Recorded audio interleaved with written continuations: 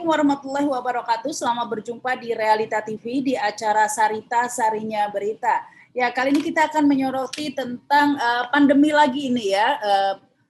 Baru kita dengar kabar varian baru dari virus corona, yaitu virus corona Omikron ini yang tentunya membutuhkan perhatian publik ya. Jangan sampai kita kecolongan lagi begitu. Kita ingat ketika ada varian Delta ya. Waktu itu mungkin masih tenang-tenang saja, masih sampai di India gitu, tapi tiba-tiba bang, Juli kemarin kita meletus begitu ya angkanya. Dan ini apa yang perlu dilakukan pemerintah ya agar tidak terulang kembali begitu ya varian Omikron ini kemudian masuk ke Indonesia.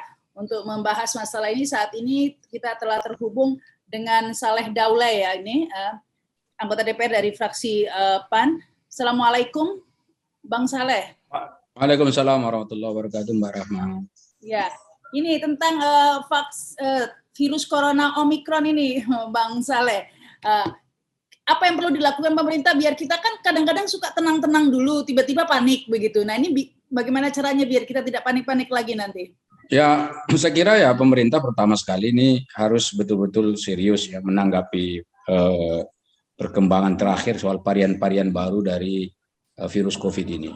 Saya ingat dulu ketika varian Delta berkembang di luar negeri, kita tidak begitu serius, jadi ya kita agak tenang-tenang pada waktu saya ingat. Tetapi begitu sudah masuk ke Indonesia ternyata memang sangat agresif dan penyebarannya juga luar biasa, bahkan sampai ke Jawa Tengah pada waktu itu sampai luar biasa penyebarannya begitu luas gitu. Dan ternyata setelah berkembang di Indonesia malah justru menyebabkan saya kira meningkatnya orang yang terpapar COVID di Indonesia drastis, bahkan saya ingat rumah-rumah sakit sampai penuh ya, kemudian sampai kita buat tenda-tenda di luar rumah sakit, oksigen hilang, kemudian obat-obatan mahal, dan kemudian tenaga medis kita sampai katakanlah kelelahan seperti itu ya. Dan ini semua pelajaran yang penting yang harus kita ambil dari kejadian sebelumnya. Ya. Lalu sekarang bagaimana? Apa yang akan kita lakukan? Pertama, menurut saya memang ada langkah-langkah yang perlu dilakukan oleh pemerintah. Pertama ya tentu mempelajari terkait dengan varian-varian ini. Ya, varian baru seperti apa ini, B1 berapa atau Omikron dan seterusnya itu dipelajari. Apa bedanya dengan varian-varian yang sebelumnya? Katanya lebih agresif seperti apa? Yang mengumumkan ini kan WHO juga. Kemudian itu yang memberi tahu kepada dunia terkait dengan varian-varian baru ini. Nah, mestinya kita jangan ketinggalan informasi. Kalaupun di Indonesia belum ada, tapi kita bisa mendapatkan informasi dari negara-negara yang sudah ada varian itu. Dengan begitu kita tahu ya bagaimana tabiat daripada varian ini sehingga kita bisa mengantisipasi langkah apa yang diperlukan. Itu yang pertama sekali. Kemudian yang kedua, tentu kita perlu memperketat jalur masuk ke Indonesia, pintu-pintu masuk ke Indonesia, terutama di bandara-bandara udara yang besar ya, yang memang pintu-pintu masuk orang datang ke Indonesia, seperti Soekarno-Hatta, kemudian Juanda, kemudian Bali dan seterusnya. Ya, bandar-bandar udara itu harus kita jaga ketat.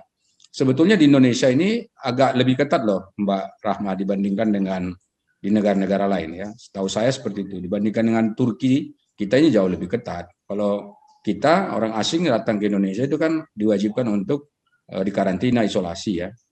Kalau di negara yang lain tuh masih ada yang belum.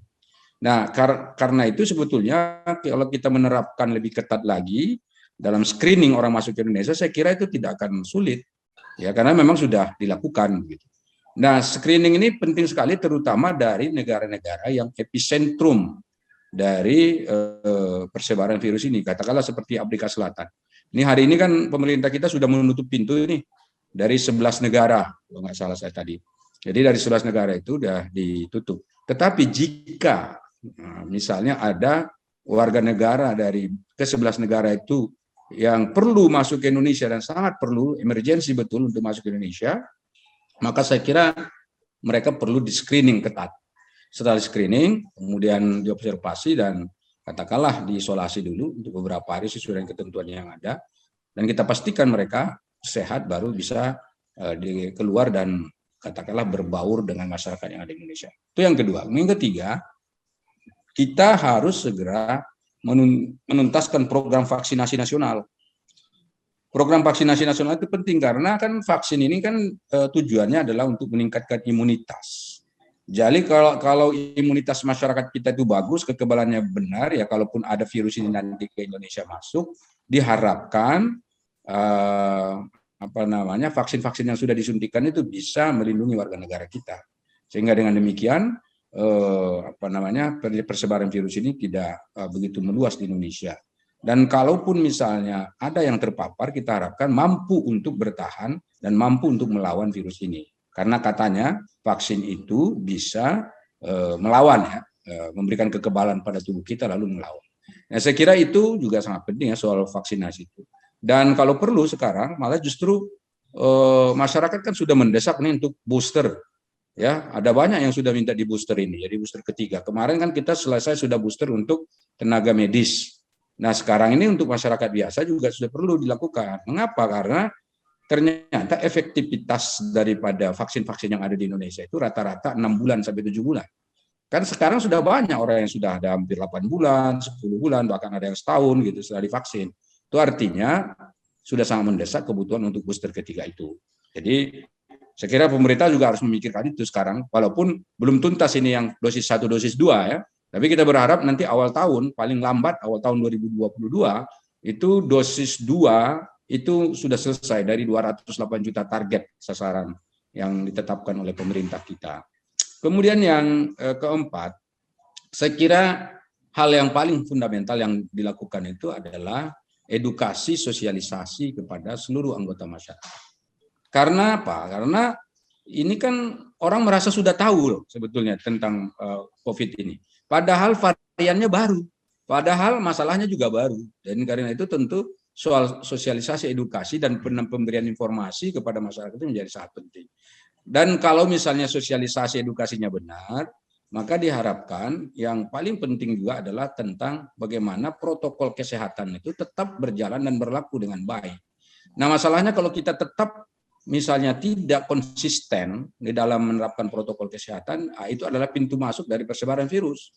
Nah, dalam protokol kesehatan itu kan sebetulnya kalau secara umum bisa dibagi dua. 1, 5M, yaitu memakai masker, menjaga jarak, kemudian mencuci tangan, menghindari kerumunan, keramaian, mengurangi mobilitas. Yang 5M ini itu sebetulnya harus digotong royongkan oleh masyarakat.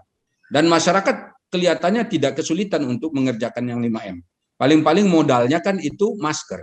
Kalaupun masker nggak punya, mungkin bisa pakai masker yang bisa dicuci, katakanlah bisa masker kain yang bisa dipakai ulang lagi. Ini artinya ini tugas masyarakat yang saya kira tidak memerlukan biaya yang cukup besar, tapi perlu gotong royong. Nggak bisa setengah-setengah yang main, jadi semuanya harus ikut terlibat. Itu yang pertama. Yang kedua ada 3T.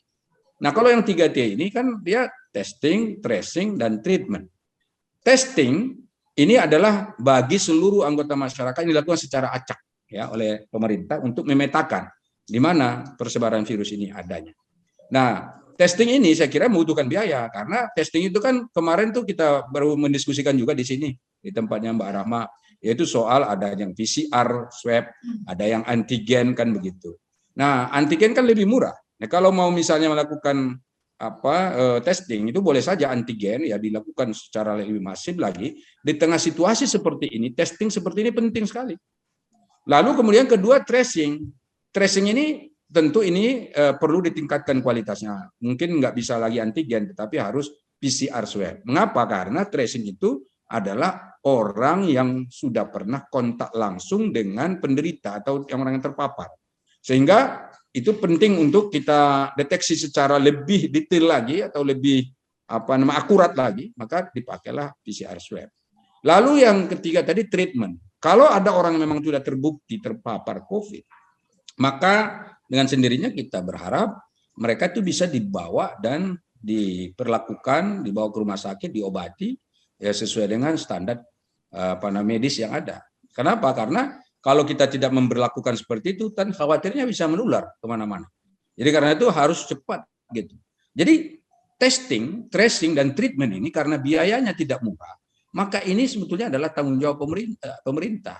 Kenapa? Pemerintah yang punya uang, pemerintah yang menganggarkan anggaran untuk itu. Jadi dengan begitu ini kan ada gotong royong. Apa yang ditugaskan oleh negara untuk masyarakat dalam rangka menjaga protokol kesehatan tadi dengan 5M, kemudian apa yang harus dikerjakan oleh negara dengan melakukan tadi 3T tadi. Meskipun dalam prakteknya 3T itu untuk sebagiannya juga kan masih dibebankan ke masyarakat, termasuk mereka yang ingin bepergian lewat pesawat ataupun kendaraan-kendaraan yang lainnya. Jadi saya kira ini Mbak Rahma yang bisa kita lakukan ya untuk mengantisipasi jangan sampai virus ini sudah menyebar dulu baru kita nanti tadi seperti kata Mbak Rahma baru saling bagaimana dan gagap-gagap biasanya.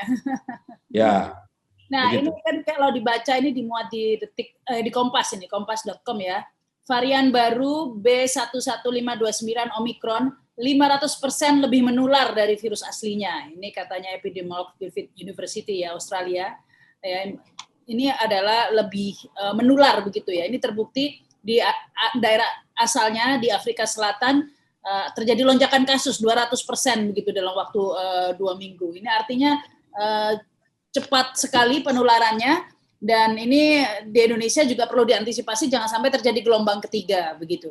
Nah, namun tadi disebut-sebut oleh Bang Saleh ya soal booster vaksin. Ini juga yang menjadi pertanyaan Bang Saleh, ini kan varian baru Omicron ini. Apakah vaksin yang ada itu sementara ini kan itu adalah vaksin yang lama sebelum adanya varian Omicron ini. Apakah cukup efektif? Apa tidak perlu dilakukan penelitian lagi begitu kalau langsung booster? Mengingat kita ingat di Indonesia habis vaksin kita melonjak kan waktu itu gara-gara baru virusnya Delta kan.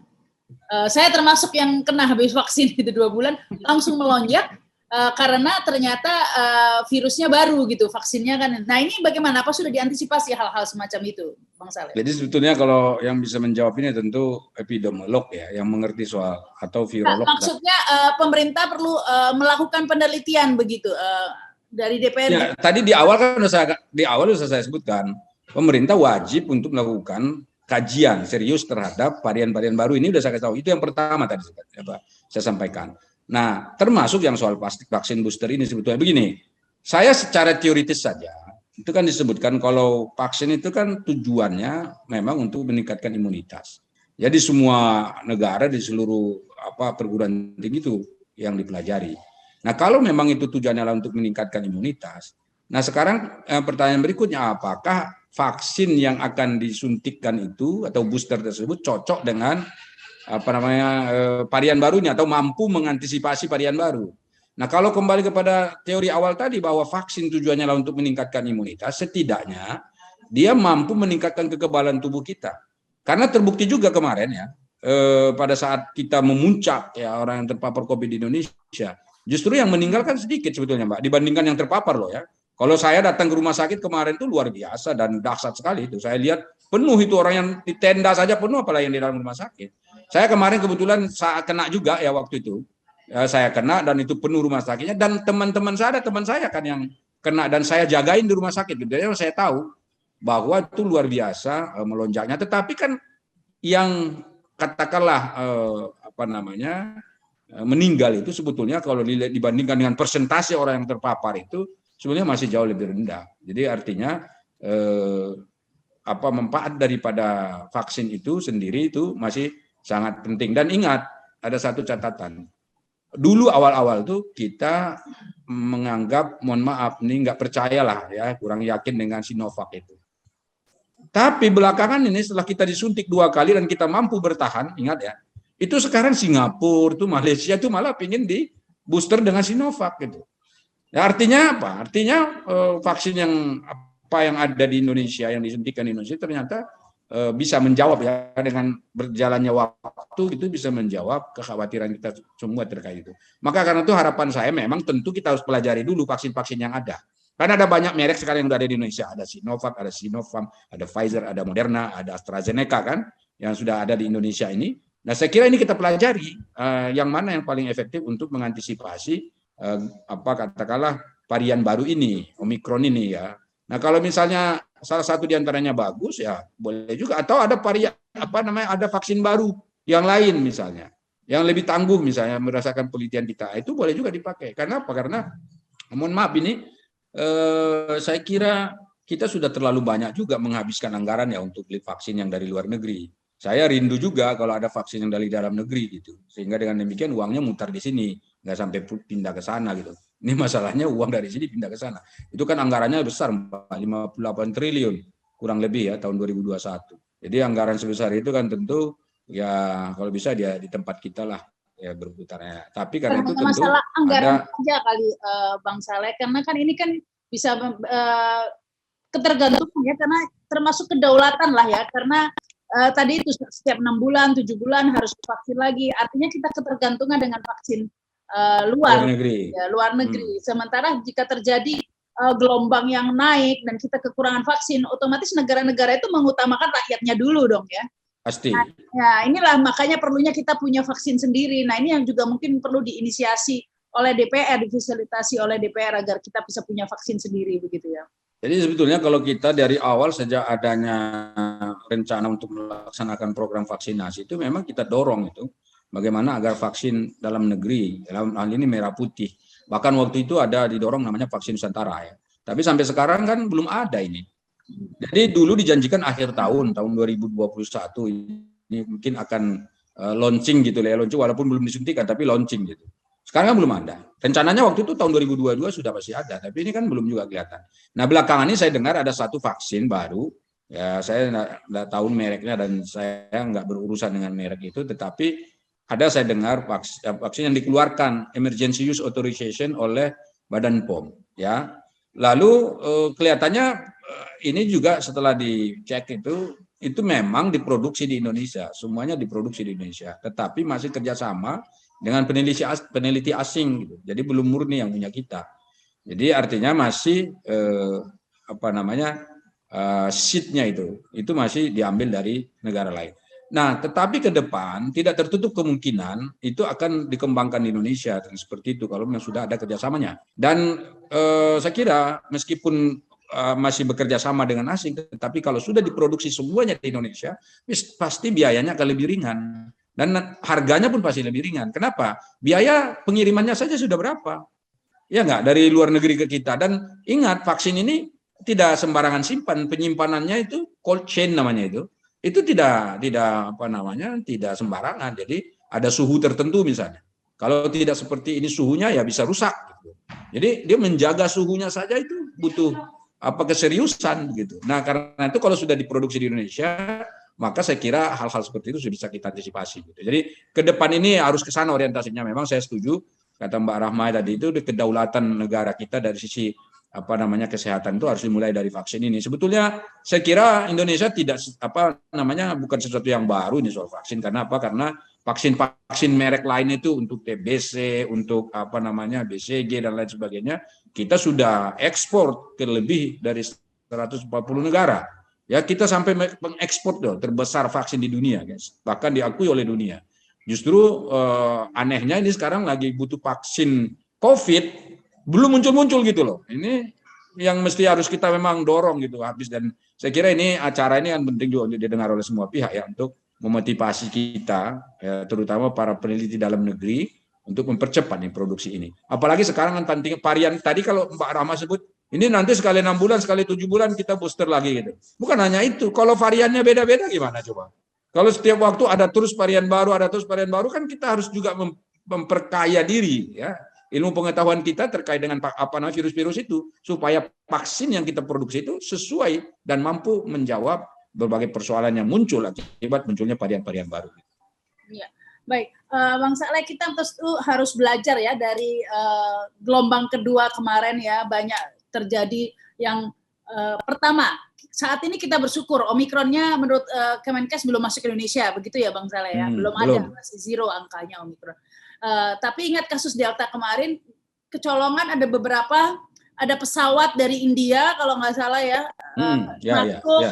Nah, kecolongan-kecolongan seperti itu bagaimana agar mencegahnya? Karena sudah dilarang, tapi kemudian ada yang pakai pesawat pribadi waktu itu sewa ya.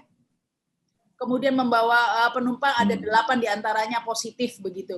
Nah, kejadian-kejadian seperti inilah yang perlu diantisipasi ini ke depannya, Bang Saleh.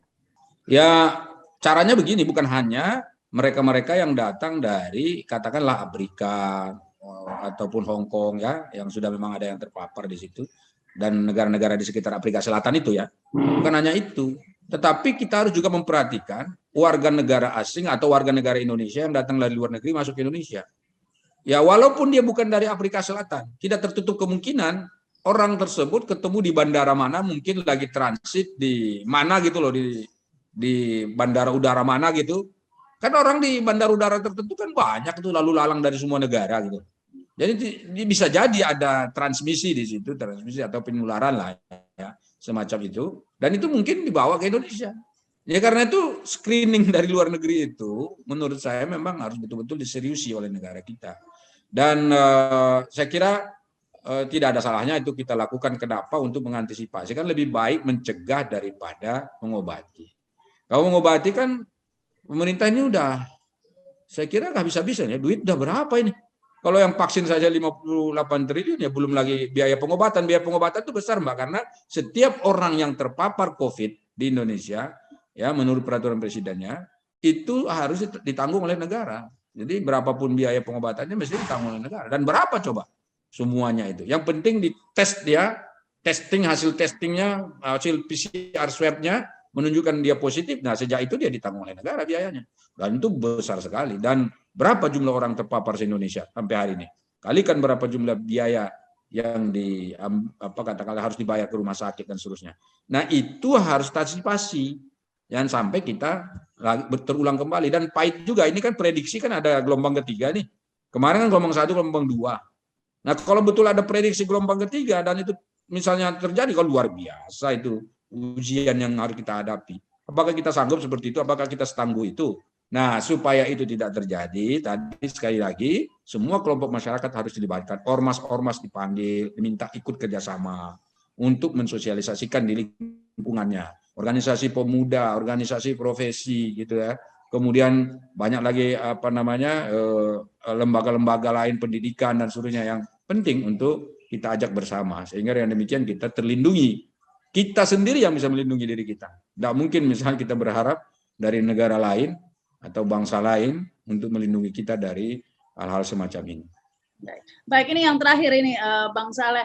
Belajar lagi dari pengalaman gelombang kedua kemarin, betapa kita panik, oksigen habis, begitu ya. Ada beberapa tidak sedikit yang harus kehilangan nyawa karena tidak dapat oksigen. Beberapa pasien di Jogja waktu saya baca beritanya ya, terpaksa dibiarkan saja karena tidak ada oksigen. Kemudian obat-obatan, termasuk saya ketika kena lenyap, obat-obatan yang kemudian ada beberapa poin-poin ketersediaan. Nah ini semacam itu kan sebenarnya bisa dipersiapkan lebih awal kan, kalau kayak stok oksigen, obat-obatan itu, Bang Saleh. Jadi di dalam rapat terakhir yang kita lakukan dengan Menteri Kesehatan terkait dengan perkembangan ya penyebaran virus COVID di Indonesia, kita juga menanyakan hal itu dan kita mengingatkan kepada pemerintah, dan pemerintah menyatakan mereka sedang giat-giatnya untuk melakukan persiapan-persiapan. Jadi termasuk misalnya oksigen. Oksigen itu fatal, Mbak. Saya ingat saya ada juga yang meninggal gara-gara oksigen di Yogyakarta, ya kan? Jadi itu juga penting ya. Jadi kita harus mempersiapkan itu. Jadi kemudian kedua, tingkat ketersediaan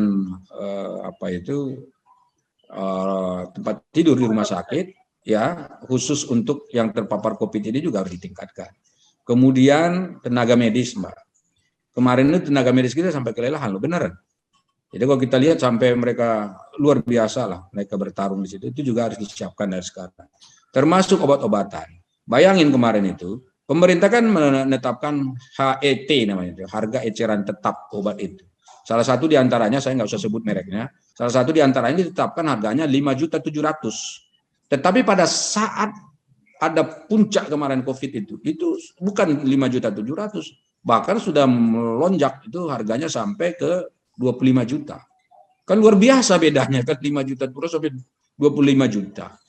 Akan nggak semua orang bisa membeli itu, dan kadang-kadang kalau berharap nunggu, tadi kan sebetulnya harus dibayar negara ya. Tapi kalau misalnya obat-obat yang seperti itu, yang khusus seperti itu kadang-kadang kan nggak masuk dalam daftar list yang ditanggung oleh negara kan. Kalau orang yang nggak punya duit bagaimana coba? Itu kan banyak sekali orang yang menangis melihat katakanlah keluarganya ya terpapar seperti itu, sakit. Dan ingat, kena COVID itu beda-beda sakitnya. Ada yang sakit banget gitu, ada yang memang ya kehilangan penciuman saja gitu kan, ada yang menghilang apa namanya perasa saja di lidahnya gitu. Tapi ada yang sakit sekali, gitu. Bahkan ya itu yang kalau sakit sekali kalau dia punya komorbid misalnya itu luar biasa tantangannya. Jadi karena itu semuanya kita harapkan disiapkan oleh pemerintah. Jadi jangan nanti pemerintah misalnya mengatakan, wah ini kita sebetulnya sudah begini. Enggak, ini kan ada waktu. Ada spare waktu dikasih. Ini anugerah sebetulnya. Anugerah bagi kita untuk apa namanya mempersiapkan diri ya. Saya ingat dulu itu juga waktu pertama sekali COVID muncul di Wuhan. Kita dikasih waktu agak lama itu sebelum masuk ke Indonesia. Tapi tidak disiapkan juga pada waktu itu. Buktinya nggak disiapkan apa? Begitu masuk ke Indonesia, yang hilang itu apa? Hilang APD, ya kan? Hilang masker, pernah. Ya kan, sampai kita beli APD, beli masker luar biasa mahalnya dan seterusnya. Nah ini jangan terulang lagi. Jadi mestinya maskernya sudah ada, APD sudah ada, obat-obatannya sudah ada, kemudian rumah sakitnya itu sudah tersedia, bahkan tenaga medis dan orang-orang yang bekerja di rumah sakit itu sudah siap.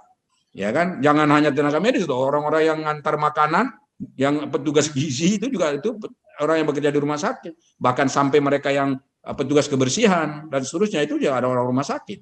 Nah itu semua itu harus aman, harus betul-betul jangan sampai mereka melayani orang yang sakit lalu mereka yang kena, nggak boleh itu.